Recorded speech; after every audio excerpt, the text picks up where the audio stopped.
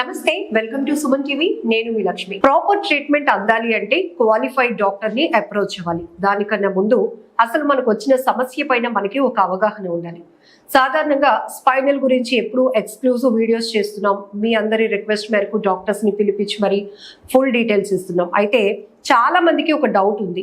General TB ఊపిరితిత్తులకు వస్తుందని తెలుసు, కానీ స్పైన్ కి వచ్చే టీబీ గురించి చాలా మందికి తెలియదు. ఎందుకంటే స్పైనల్ ఇష్యూస్ అనేవి అనేక రకాలుగా చూస్తూ ఉంటాం. వాటికి ట్రీట్మెంట్ ఉంటుంది, సర్జరీ వరకు వెళ్ళేవి కొన్ని ఉంటాయి.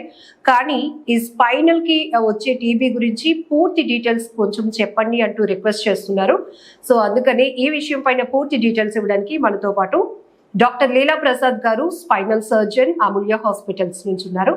డాక్టర్ గారితో మాట్లాడి చాలా వివరంగా తెలుసుకుందాం ఈ విషయం గురించి. నమస్తే డాక్టర్ గారు. Thank you sir, valuable time ని మాకు ఇస్తున్నందుకు.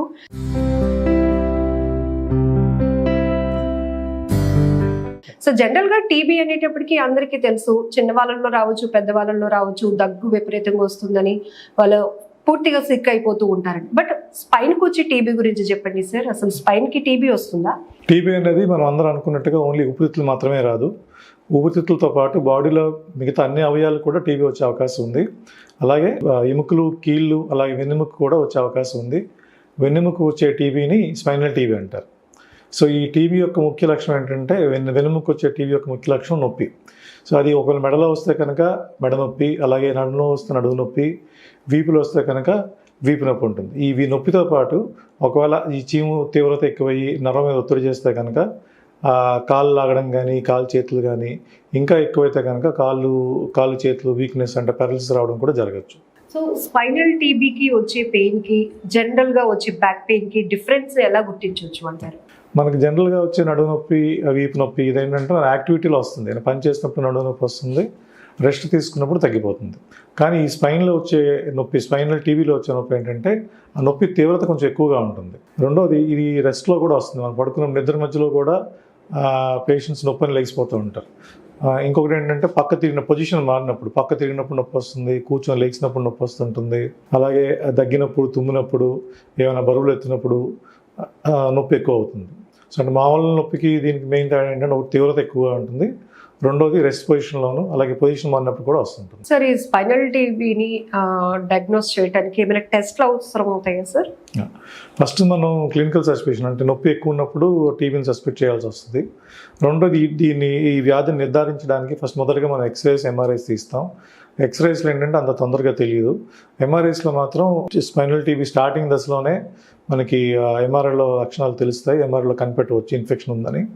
కానీ ఇది ఏ ఇన్ఫెక్షన్ అని కన్ఫర్మ్ చేసుకోవడానికి, ఇది ఖచ్చితంగా టీబీ అని నిర్ధారణ చేసుకోవడానికి మాత్రం మనం బయాప్సీని ఒక టెస్ట్ చేయాల్సి వస్తుంది. బయాప్సీ అంటే మనం ఆ వ్యాధి ఎక్కడైతే ఉందో అక్కడ నుంచి చిన్న టిష్యూని తీసి దాన్ని పరీక్షకు పంపిస్తాం. ఆ పరీక్షలో వాళ్ళ మైక్రోస్కోప్లో చూసి అందులో టీబీ లక్షణాలు ఉంటే కనుక టీబీని కన్ఫర్మ్ చేస్తారు. సార్ మీరు ఈ కేసెస్ని ట్రీట్ చేస్తూ ఉంటారు కదా, జనరల్గా ఏ ఏజ్ గ్రూప్లో ఎక్కువగా చూస్తూ ఉంటాం? జనరల్గా అసలు ఎందుకు వస్తుంది సార్ స్పైనల్ టీబీ, ఎందుకు వస్తుంది? స్పైనల్ టీబీ అనేది అన్ని ఏజెస్లో రావచ్చు. పిల్లలు, పెద్దలు, అలాగే ముసలి వాళ్ళు అందరిలో కూడా రావచ్చు. రెండోది ఎందుకు వస్తుంది అనేది మనకి అట్లీస్ట్ ఈ అండర్ డెవలప్డ్ నేషన్స్లో మనకి ట్యూబర్క్యులోసిస్ బ్యాసిల్ అండ్ టీబీ క్రిములు అనేవి మనకి మన బాడీలో ఉంటాయి.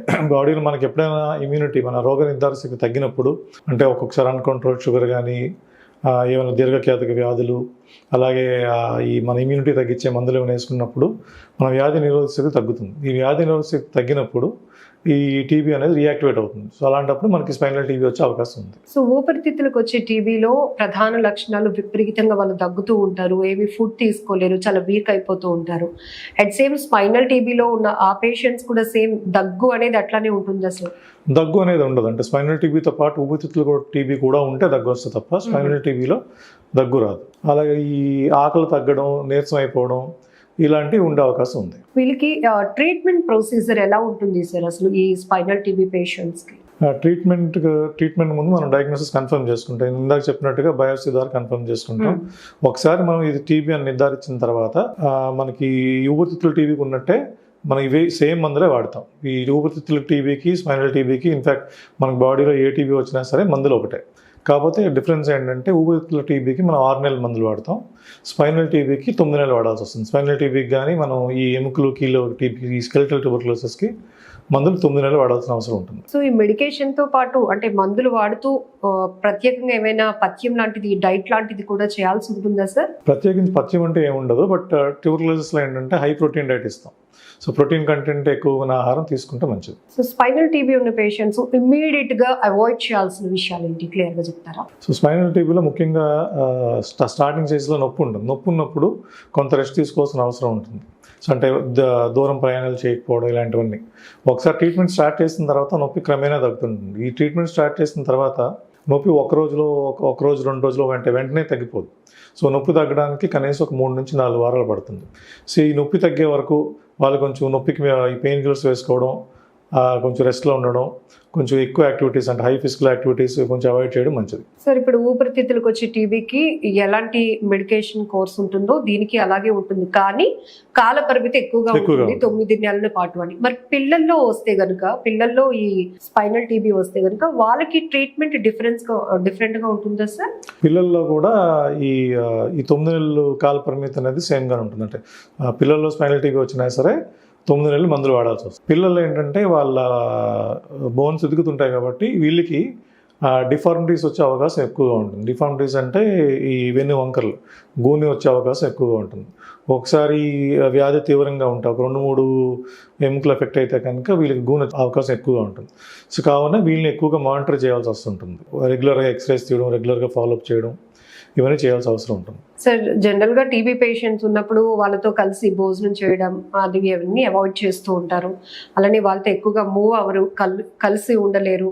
సో ఒకరి నుంచి ఒకరికి వస్తుంది అని చెప్పి. బట్ ఇక్కడ స్పైనల్ టీబీలో కూడా అలాంటి పరిస్థితులు ఉంటాయంటారా? ఇది పూర్తిగా అపోహ మాత్రమే. ఊపిరితిత్తులకు వచ్చే టీబీ తగ్గినప్పుడు కానీ ఒకరి నుంచి ఒకరికి వచ్చే అవకాశం ఉంటుంది. కానీ స్కెలిటల్ టీబీ అంటే అది ఎముకల కీళ్ళకి వెన్నెముక వచ్చే టీబీ మాత్రం ఈ నాన్ కంటాజియస్ డిజీజ్.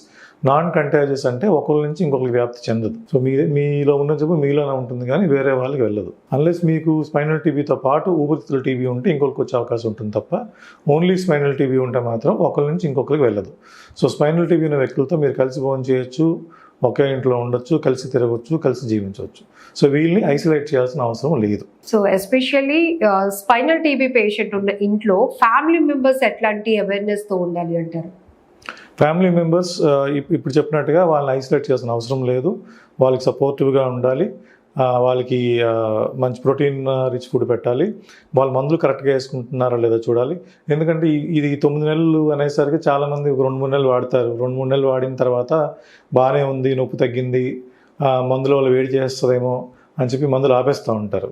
ఇది చాలా తప్పు. ఇది మందులు ఆపేయడం వల్ల ఏమవుతుందంటే ఈ టీబీ మళ్ళీ రియాక్టివేట్ అవ్వడం, పూర్తిగా తగ్గకపోవడం, మళ్ళీ రావడం జరుగుతుంది. సో మందులు అనేది ఖచ్చితంగా 9 నెలలు వాడాలి. దీనికి వాళ్ళ ఫ్యామిలీ మెంబర్స్ సహకారం ఉండాలి. అలాగే రెగ్యులర్ ఫాలోఅప్స్, డాక్టర్ దగ్గర రెగ్యులర్గా ఫాలోఅప్కి వెళ్తూ ఉండాలి. ఎందుకంటే ఈ మందులకి కొన్ని సైడ్ ఎఫెక్ట్స్ ఉంటాయి, కొన్ని లివర్ మీద సైడ్ ఎఫెక్ట్స్ ఉంటాయి. సో ఈ సైడ్ ఎఫెక్ట్స్ ఒక్కొక్కసారి మనం తెలియకపోవచ్చు. సో అందుకని రెగ్యులర్గా అట్లీస్ట్ నెలకు ఒకసారి వెళ్తే కనుక దానికి సంబంధించి టెస్టులు చేసి దానివల్ల ఏమైనా సైడ్ ఎఫెక్ట్స్ ఉన్నాయా లేదా అంత బాగానే ఉందో చెక్ చేయాల్సి వస్తుంది. సో ఒకటి వాళ్ళకి మెంటల్గా సపోర్ట్ ఇవ్వడం, వాళ్ళకి ఆహారీత్యా సపోర్ట్ ఇవ్వడం, వాళ్ళతో కలిసి ఉండడం, అలాగే వాళ్ళని రెగ్యులర్గా డాక్టర్ దగ్గరికి తీసుకెళ్తూ ఉండాలి. సార్ ఒకవేళ మొదట్లోనే తెలుసుకోలేని పరిస్థితి అయితే కనుక, సివియర్ అయితే ఏ స్టేజ్లో కొంచెం ఇబ్బంది పడే పరిస్థితులు ఉంటాయి సార్? టీబీ అనేది మనకి మందులతో చాలా బాగా తగ్గుతుంది. మన యాంటీ ట్యూబర్క్యులోసిస్ డ్రగ్స్ అనేవి అవి నిజంగా వండర్ఫుల్ డ్రగ్స్, టీబీని పూర్తిగా నయం చేయగలుగుతాయి. కానీ చాలామంది ఏంటంటే నడుము నొప్పి వచ్చినప్పుడు దాన్ని నెగ్లెక్ట్ చేసి మామూలు నొప్పి అని చెప్పి చాలామంది అది అసలు చేస్తూ ఉంటారు. అది ఒకవేళ లేట్ అయితే కనుక నొప్పి ఎక్కువ అవడం, నొప్పి ఎక్కువైనప్పుడు వాళ్ళు కదలేని స్థితికి రావడం. అన్నిటికన్నా డేంజర్ ఏంటంటే అది పిల్లల్లో వస్తే కనుక ఇందాక చెప్పినట్టుగా వాళ్ళకి ఈ వంకరలు రావచ్చు, వెన్ను వంకరలు, డిఫార్మిటీస్ రావచ్చు. అలాగే ఒక్కొక్కసారి ఈ చీము ఎక్కువైనప్పుడు ఆ చీము నర మీద ఒత్తిడి ఎక్కువైతే కనుక పారాలసిస్ వచ్చే ఛాన్స్ ఉంటుంది. అంటే 2 కాళ్ళు పడిపోవడం, మెడలో టీబీ అయితే కనుక చేతులు కాళ్ళు పడిపోవడం, అలాగే వీపులో వచ్చే టీబీ అయితే కనుక కాళ్ళు 2 వీక్నెస్ రావడం, పారాలసిస్ రావడం. సో ఇలా అయితే కనుక పేషెంట్ ఒక్కొక్కసారి మంచానికి పరిమితం అయిపోతుంటారు. సో అందుకని స్టార్టింగ్లో వచ్చే లక్షణాలు మనం అశ్రద్ధ చేయకుండా ఒక క్వాలిఫైడ్ డాక్టర్ దగ్గరికి వెళ్తే మంచిది. సార్ మీరు చెప్పినట్టు పారాలసిస్ రావడం అంటే ఏ కండిషన్లో వాళ్ళ పరిస్థితి ఎట్లా ఉంటుంది అసలు? అదే ఈ టీబీ నెగ్లెక్ట్ చేసినప్పుడు ఈ టీబీ అనేది బేసిక్ ఇన్ఫెక్షన్. రెండు దుమ్ములు తినేస్తూ ఉంటుంది. దుమ్ములు తినేసి ఆ చీము ఈ వెన్ను వెనకాల పెద్ద నరం స్పైనల్ కార్డ్ ఉంటుంది. సో ఈ చీము నరాన్ని నొక్కేస్తుంది. సో నరాన్ని నొక్కడం వల్ల నరంలో నుంచి ఇలా కరెంట్ ఫ్లో ఆగిపోతుంది. సో దానివల్ల రెండు కాళ్ళు పెరాలసిస్ వచ్చే ఛాన్స్ ఉంటుంది. సార్, ఈ స్పైనల్ టీబీకి 9 months వరకు కోర్స్ వాడాలి అని చెప్తున్నారు కంటిన్యూస్గా. కొంతమంది పెయిన్ రిలీఫ్ వచ్చింది కదా అని నెగ్లెక్ట్ చేస్తారు, కొంతమంది ఖర్చుతో కూడుకున్న పని అని కూడా ఆపేస్తూ ఉంటారు. అట్లాంటి వాళ్ళప్పుడు పరిస్థితి సార్? ఈ టీబీ మందులు అనేవి 9 months వాడాలి, దానికి వేరే ప్రత్యామ్నాయం లేదు. చాలామంది కొన్ని రోజుల తర్వాత ఆపేస్తూ ఉంటారు. ఇది చాలా తప్పు. దానివల్ల జరిగే నష్టం ఎక్కువ ఉంటుంది. ఇప్పుడు ఈ ఖర్చుతో కూడుకున్న పని అంటే ఇవి మన అన్ని గవర్నమెంట్ హెల్త్ సెంటర్స్లో ఉచితంగా ఇస్తారు. వాళ్ళే మీకు ఆల్మోస్ట్ చాలా హెల్త్ సెంటర్స్ ఇంటికి తీసుకొచ్చిస్తారు. వాళ్ళు మానిటర్ చేస్తుంటారు. ఎవ్రీ మంత్ పేషెంట్ వద్ద తీసుకొచ్చి మంత్లీ డోస్ సరిపడేస్తుంటారు. సో దీనికి ఒకవేళ మీరు వీలైతే బయట దొరుకుతాయి. ఒక ఖర్చుతో కూడుకుని పని ఎఫర్ట్ చేసుకోలేరనుకుంటే మాత్రం ఇవి అన్ని గవర్నమెంట్ హాస్పిటల్స్లో సిహెచ్సిస్, పిహెచ్సిస్, మీ డిస్ట్రిక్ట్ టీబీ సెంటర్స్లో ఫ్రీగా లభిస్తాయి. సర్జరీ ఎప్పుడు అవసరం అవుతుంది సార్? అసలు సర్జరీ ప్రొసీజర్ ఎలా ఉంటుందో డీటెయిల్ ఇస్తారా? ఈ టీబీ అనేది నేను ముందుగా చెప్పినట్టుగా టీబీ ఈజ్ మెడికల్ డిసీజ్ అంటారు. మెడికల్ డిసీజ్ అంటే మందులతో క్యూర్ అయ్యే జబ్బు. కానీ కొన్ని సందర్భాల్లో మాత్రమే సర్జరీ అవసరం ఉంటుంది. ఉదాహరణకి మనం టీబీని మనం బాగా నెగ్లెక్ట్ చేసి ముందు నుంచి చూసుకోలేదు, బాగా ఎక్కువ నొప్పి అంటే భరించలేని నొప్పి ఉన్నప్పుడు. సో ఒక్కొక్కసారి మనం ఈ నొప్పి మందులు వేసుకుంటే తగ్గుతుంది, కానీ తగ్గడానికి సుమారుగా ఒక 6 వారాల నుంచి 2 నెలల వరకు పట్టొచ్చు.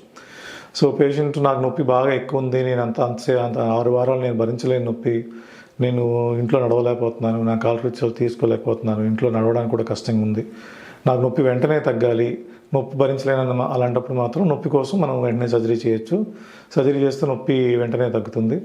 రెండో కండిషన్ ఏంటంటే ఈ పెరాలసిస్ వచ్చినప్పుడు మనం వెంటనే ఆపరేషన్ చేయాల్సిన అవసరం ఉంటుంది. వెంటనే ఆపరేషన్ చేసి నరం మీద ఉన్న ఒత్తిడిని రిలీవ్ చేసి ఆ స్పైన్ని కొంచెం స్క్రూస్ రాడ్స్ స్టెబిలైజ్ చేయాల్సిన అవసరం ఉంటుంది. మూడోది, ఒక్కొక్కసారి వ్యాధి తీవ్రంగా ఉండి 2-3 ఎముకలు డిస్ట్రాయ్ అయిపోయి పాడైపోయేవి. సో అలాంటప్పుడు ఏంటంటే ఈ గూని వచ్చే ఛాన్స్ ఎక్కువగా ఉంటుంది. సో అలాంటప్పుడు కూడా మన గూని రాకుండా స్క్రూస్ రాడ్స్ వేసి మన స్పైన్ స్టెబిలైజ్ చేసి ఆ గూని రాకుండా ఉండడానికి ఆపరేషన్ చేయాల్సి వస్తుంది. కొన్నిసార్లు ఏంటంటే పిల్లల్లో కూడా పిల్లల్లో గూని వచ్చే అవకాశం ఎక్కువగా ఉంటుంది. సో వాళ్ళు కూడా తీవ్రత ఎక్కువ ఉంటే సర్జరీ చేయాల్సిన అవసరం ఉంటుంది. ఒకసారి టీవీ తగ్గిపోయిన తర్వాత కూడా లేట్ స్టేజ్లో కొంతమందికి ఆల్రెడీ గూనె ఏర్పడిపోయి ఉంటుంది. సో గూనె ఏర్పడిపోయిన తర్వాత కొన్ని సంవత్సరాల తర్వాత, మేబీ ఒక 10-20 years తర్వాత, సో ఈ వెన్ను ఇలా వంగిపోతూ ఉంటుంది. వెన్ను వంగిపోయినప్పుడు వెనకాల ఈ స్పైనల్ కార్డ్ కూడా సాగిపోతూ ఉంటుంది. సో అలా సాగిపోయిన తర్వాత కొన్ని సంవత్సరాల తర్వాత కాళ్ళల్లో నెమ్మదిగా వీక్నెస్ స్టార్ట్ అవ్వచ్చు. సో దీన్ని లేట్ ఆన్సెట్ పారాప్లీజియా అంటారు. సో అలాంటప్పుడు కూడా కాలు వీక్నెస్ వస్తే కనుక ఆపరేషన్ చేసి గూని సరి చేయాల్సిన అవసరం ఉంటుంది. ఒక్కొక్కసారి గూని ఏర్పడిన తర్వాత పేషెంట్కి చూడడానికి ఇబ్బందిగా ఉంటుంది, ఇలా వంగిపోయి ఉంటుంది. సో ఆ వంపుని మనం కరెక్ట్ చేయాలంటే కనుక గూని ఆపరేషన్ చేసి ఆ గూని సరి చేయొచ్చు. సో ఇలాంటి సందర్భాల్లో మనం ఆపరేషన్ చేయాల్సిన అవసరం ఉంటుంది. సో 9 నెలల పాటు మందులు వాడాలి అని చెప్పారు, ఎక్కువ బరువులు అవి ఎత్తకూడదు అని.